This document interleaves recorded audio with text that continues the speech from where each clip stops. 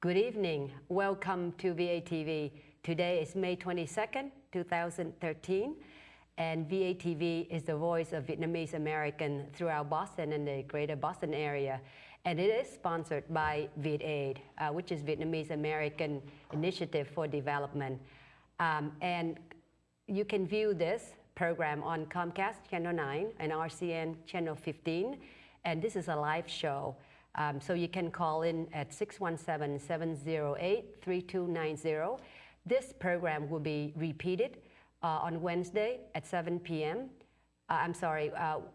Sunday at 5 p.m., Monday at 1 p.m., and Tuesday at 11 a.m. Again, you can call in if you have any question for our special guest at 617-708-3290. And we have a very special guest tonight, and that is Mr. Joe Ureneck. Ureneck. Pretty good. Pretty good. As a Vietnamese American, right, trying right. to pronounce well, even it right. Americans have problems with it. Okay, all right. So welcome, Thank you. And thank you very much Thank you for appearing inviting me. On our show.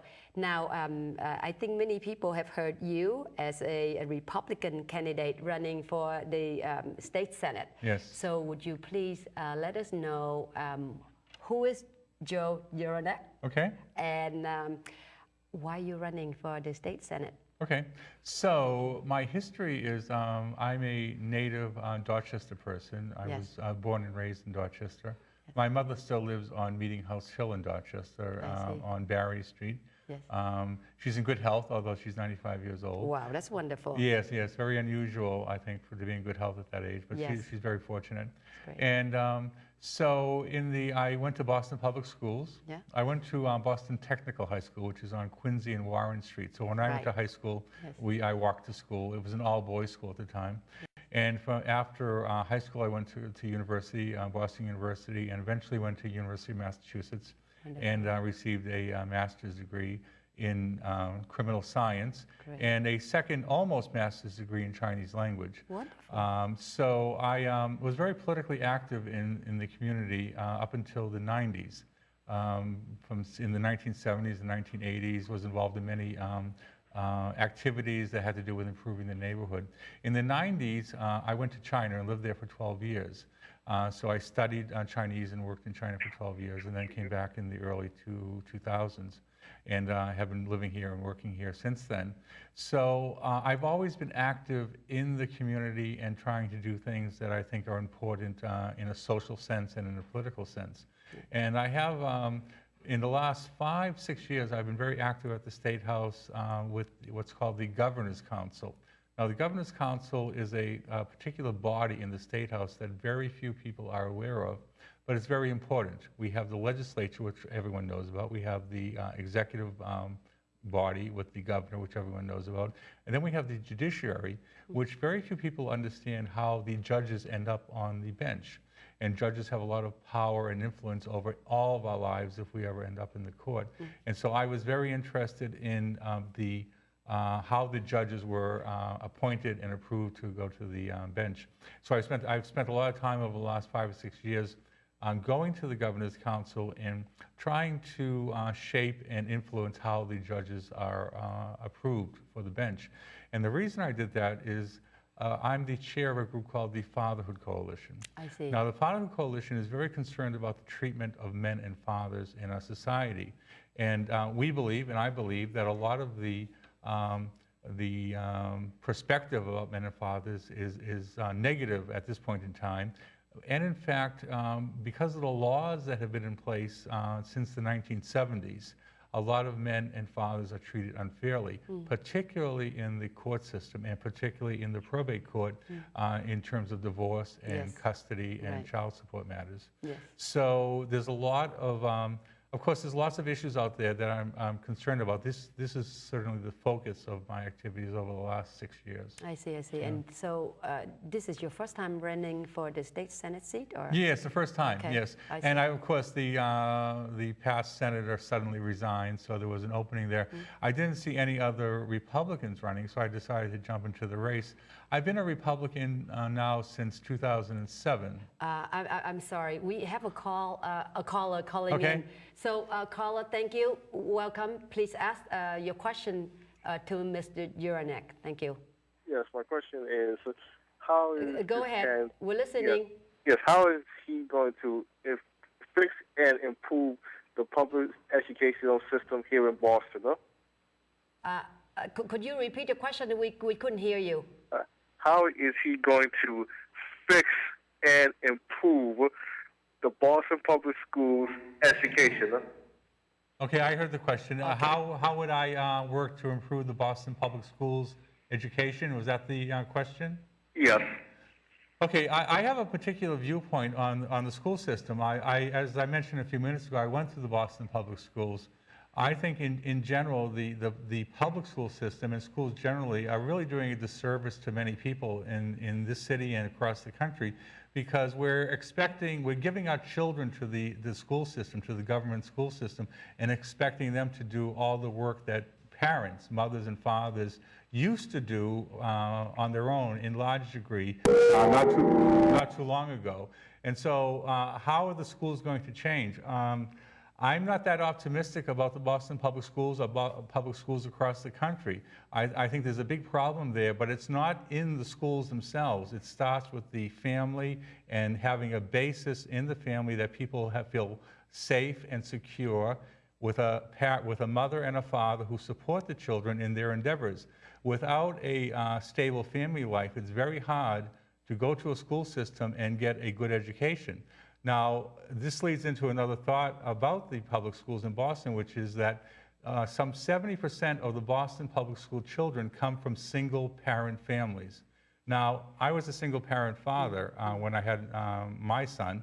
I can tell you, it's a lot harder to be a parent when you're single than it is to have two people there. Two pair of hands and two loving hearts can raise much easily a healthy child. So in Boston, when you're talking about the schools, you're starting at a disadvantage when most of the school children come from single-parent families. Right, right. Caller, do you have any other question? Okay, then we move on. Thank you for calling in. So to continue our conversation, so given the fact that Massachusetts has 20% of Republican, registered Republicans. Is it that many? I thought it was less than that. Oh, all right. Okay. Well, this is why I said it's about. So correct me, please do. So do you think that you could win votes from the Democrats, and how? Well, there are actually more unenrolled voters in Massachusetts than either Democrats or Republicans. So there's a lot of people out there who are not either Republican or Democratic.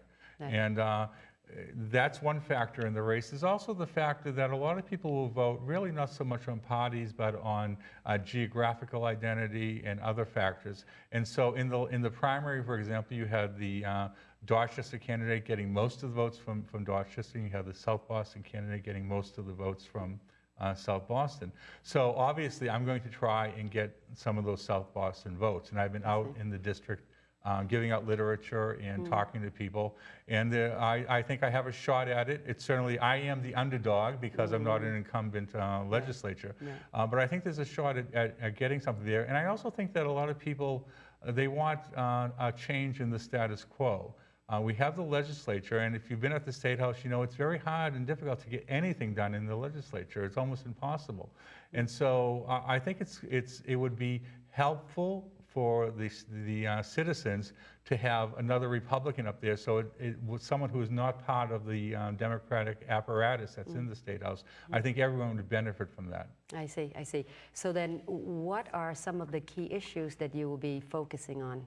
Well, as I said, the key issue that I'm focusing on is the status of men and fathers and families. By extension, it also has to do with the families and the children.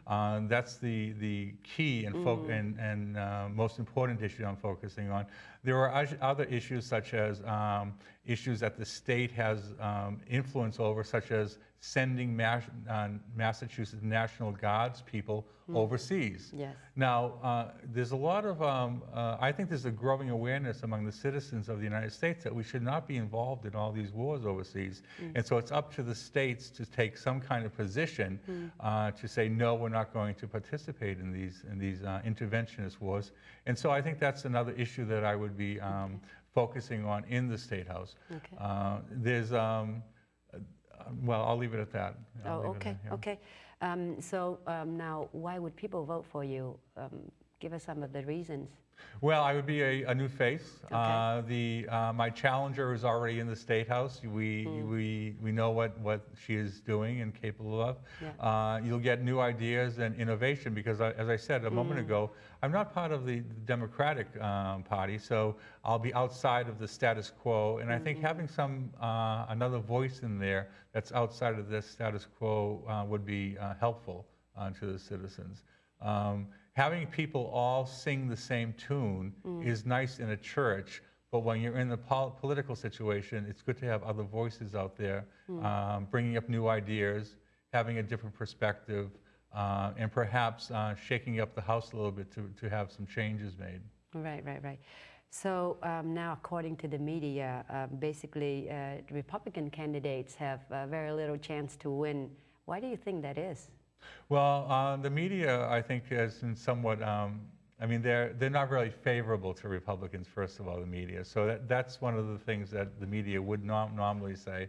But also, it depends on where you are. For example, in certain parts of the state, Republicans are quite strong.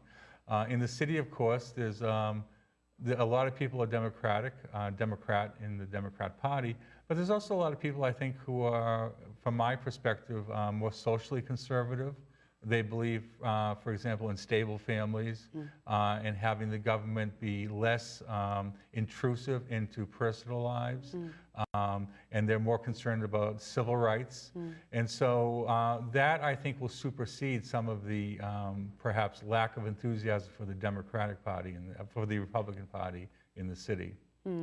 I see. So to switch the subject a little bit, so now talking about the Vietnamese community, given that Dorchester has a large Vietnamese presence, as you know, about 15,000 plus, and with more than 200 Vietnamese businesses owned and operated along especially Dorchester Avenue. So if you get elected as a state senator, what can you do to help make the Fuse Corner a destination for cultural and for business? Yeah.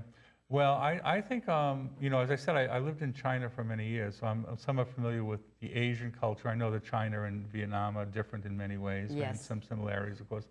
But I think that one of the problems that we have here is government getting in the way of people who want to do business, getting in the way of innovation. So my opponent often talks about a legislative business endeavor, et cetera, et cetera. I think that the government should get out of the way of business as much as possible. I mean, if a business is doing something that's going to be beneficial to the community, take away the roadblocks as much as possible. Let the business flourish, and certainly do not tax the business to death. There's one difference, a very strong difference between the two of us is I don't believe in raising taxes on people and on businesses. I believe that government should be as less involved in the life of individuals and businesses as possible. Of course, government has a role to play in every society, but it should be to the smallest extent possible. And I think for people who are in business in Dorchester, the Vietnamese businesses, that's the kind of situation that would be most helpful for them. Business people know best what they want to do, not somebody in the State House telling them what to do. So. Right, yeah. So do you have a big campaign behind you to support? Well, not a big campaign. You know, there's the idea that Republicans are all wealthy investment bankers. The stereotype. Yeah, the stereotype. Okay. It's certainly not true in this case, and I know many other Republicans the same. So in the primary, the Democrats spent maybe $250,000 on their campaign. You know, I spent nothing like that at all. And but we do have some resources. We've had some contributions coming in, and we have a fair amount of support from different people and individuals. So we've been out there, as I said, knocking on the doors and passing out literature. We hope to keep getting our word out through shows like yours this evening. And we'll be doing calls and continue knocking on doors right up until the election. If I could say to the audience, the election is on Tuesday. Which is the 28th. The 28th, which is just next week, next Tuesday. Right. So I would encourage you to get out and vote, and I hope you'll consider casting a vote for a new face. I may be an older looking face with a beard, but I'm a new face in the legislature. And I think I have some good ideas, and I think I would be very beneficial for the community at large. Yes, that's great. Thank you. But I think like we probably have another caller calling in. But Sure. in any case, while waiting, so what kind of leader are you? The attributes about you? Well, I'm a very good listener. I do listen to people. I do have my fundamental ideas about how an individual should be within a community and society, but I'm also very open to listening to new ideas.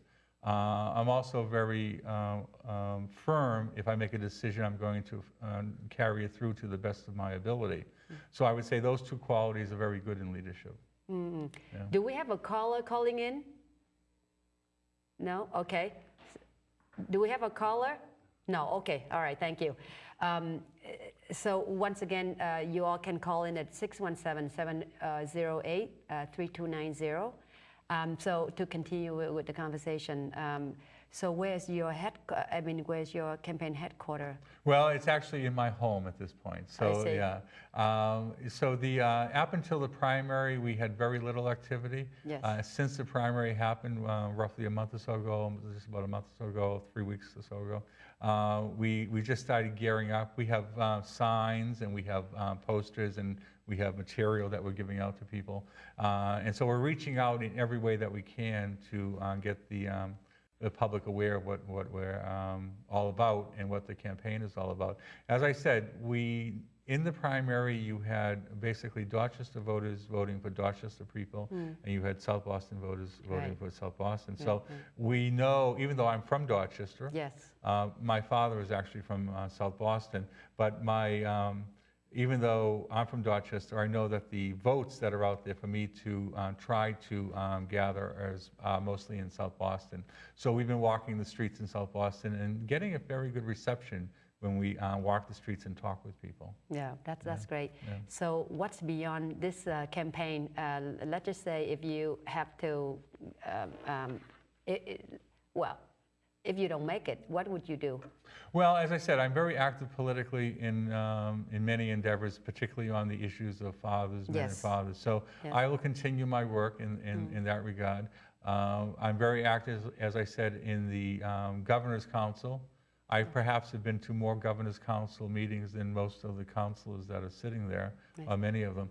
So, and there's always activity going on. As part of the Fatherhood Coalition activity, we will have a large banner on the State House on Father's Day, which is June 16th or 18th this year. So there's always activity out there that is that one can grab onto and work forward to.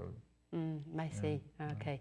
Well, we still have some time. So is there anything else you want to share, talking about anything, another issue? Or? I think that one of the problems that we have currently in the government and in the public at large is we often see the government as being there to solve our problems. Right. And oftentimes the government will create problems. Now, one of the laws that we are most certainly, which I have a great deal of dislike for and think is very bad law, is something that people generally do not understand and feel it is a good law. This law was started in the 1970s. This is 30 or 40 years ago now. And Mike Dukakis, the former governor, signed it into law. Now, before this law, which is called the 209A abuse law, came into effect, mostly we had a court system that said that you had to be proven guilty in a court of law before you were punished. Yes. In the late 70s, laws started to come onto the books, including this law, which is one of the worst laws on the books, in my opinion. You were proven guilty just on the basis of an accusation. So someone can say, in this particular case, it's usually a husband and wife, a boyfriend and girlfriend can say, that person threatened me with the way he was talking or she was talking. And based on the statement of one person, the other person can be removed from their home. They can lose custody of their children. They can be dragged into court. And the cost of court, the potential loss of jobs, loss of income, it's a terrible, terrible thing, and some people have committed suicide because of this. There's very little support. There's a lot of this law is very destructive, and there's absolutely no support out there for men and fathers. Men, you may or may not know, between the ages of 30 and 45 roughly, have 3 times the suicide rate of women, but no one talks about it. So the idea that that men are somehow on the top of the pyramid is an ancient myth at this point. It's not the situation. Men have a lot of problems, and there's very little people looking out for them.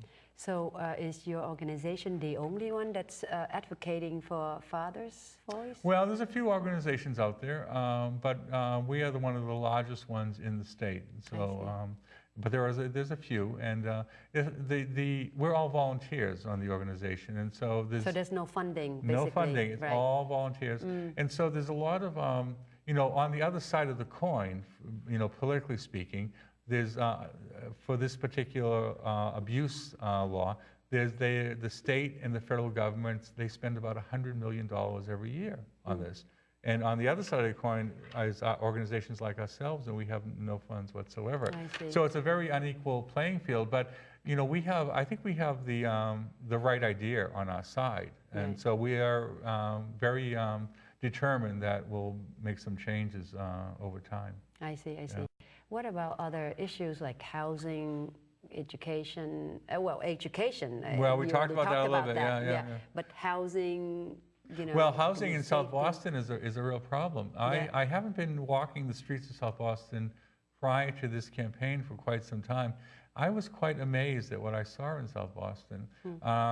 The South Boston that I thought I knew was a district of families and children. And I found many areas in South Boston where there are no families with children anymore. It's mostly young professionals in very upper income housing arrangements.